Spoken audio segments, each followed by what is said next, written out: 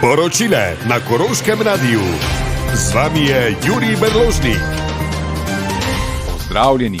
Pred nekaj dnevi je predsednik vlade Robert Golob sindikat Fides pozval, da naj že končajo ali vsaj prekinejo zdravniško stavko.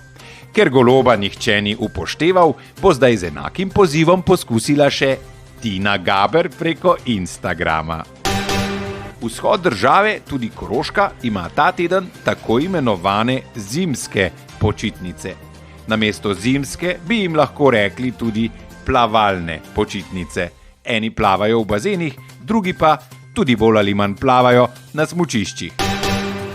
Vse 0-0 bojevnike, ki so si naložili 40-dnevni alkoholni post, pa naj za vzpodbudo spomnimo, da je do konca posta samo še 32 dni. Zdrži še malo, maš to, abstinent, maš to!